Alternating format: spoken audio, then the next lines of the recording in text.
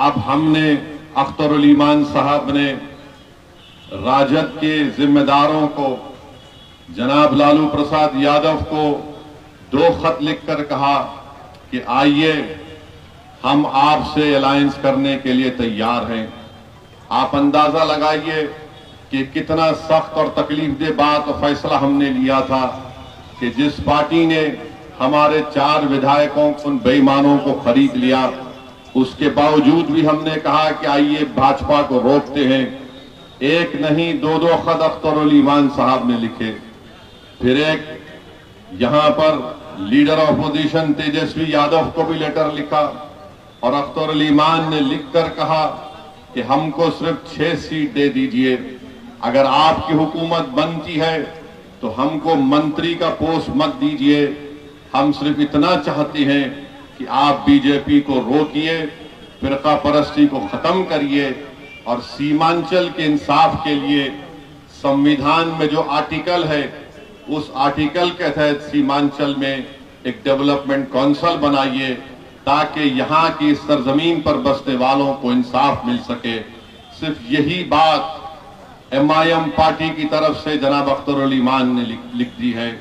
अब ये आपको देखना है, ये दुनिया देखेगी कि जो लोग हम पर झूठा इल्जाम लगाते थे और जो लोग हमसे सवाल कर रहे हैं कि आखिर क्या जरूरत थी आपको खत लिखने की, तो मैं उनको कहना चाह रहा हूं, जिसमें हमारे दोस्त भी हैं, हमारे दुश्मन भी हैं, हमारे मुखालिफिन भी है, ये खत हमने ताकत की बुनियाद पर लिखा है, कमजोरी की बुनियाद पर नहीं लिखा है।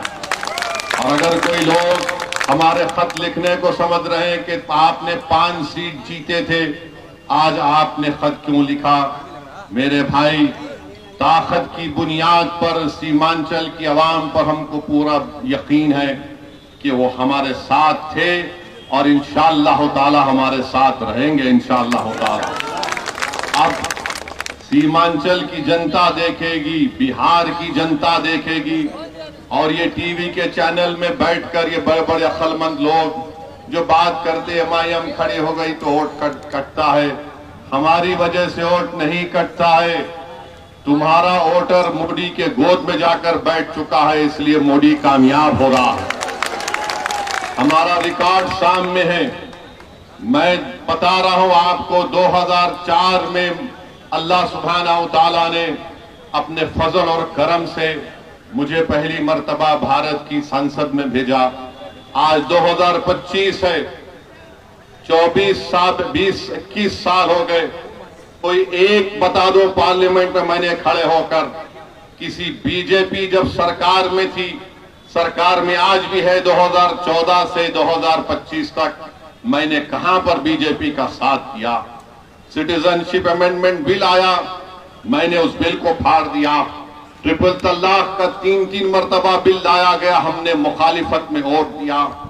UAPA का कानून अमित शाह लेकर आए, किस पार्टी ने उसकी तायीद की? पूछो इन लोगों से जो हम पर इल्जाम लगाते। क्या कांग्रेस पार्टी ने UAPA के कानून की तरमीम की तायीद नहीं की थी?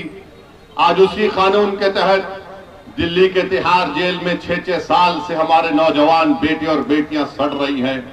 तो मेरे अजीज दोस्तों और बुजुर्गों, हमने अपनी ताकत की बुनियाद पर यह खत लिखा है। कमजोरी इसमें कभी थी ना कभी रहेगी इंशाअल्लाह ताला। दूसरी बात वो कहेंगे ये हैदराबाद से आया है।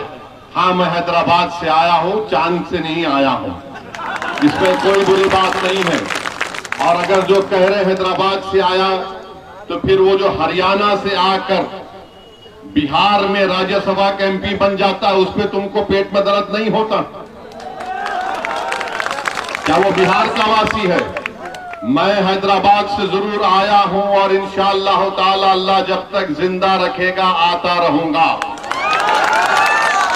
दुनिया की कोई ताकत मुझे सीमांचल और बिहार आने से रोक नहीं सकती इंशाअल्लाह ताला। सिर्फ मौत ही मुझे रोक सकती है। मगर अगर मेरे आने से तुम्हारी नींद हराम हो गई है, तुम्हारा चैन बर्बाद हो चुका है, तो मेरा आना कामयाब हो गया, क्योंकि तुम इस आवाम को धोखा दे रहे थे। आज आवाम में बेदारी पैदा हो गई। तीसरा वो बोलते हैं लीडरशिप कहां बनेगी। मेरे भाई, जब किसान जमीन में बीज बोता है तो आसमान की तरफ देखकर दुआ करता है कि रब्बे कायनात, मैं तेरी इस बनाई हुई जमीन पर इस बीज को बो रहा हूं, तू करम फरमा दे ताकि इस बीज से फसल पैदा हो जाए।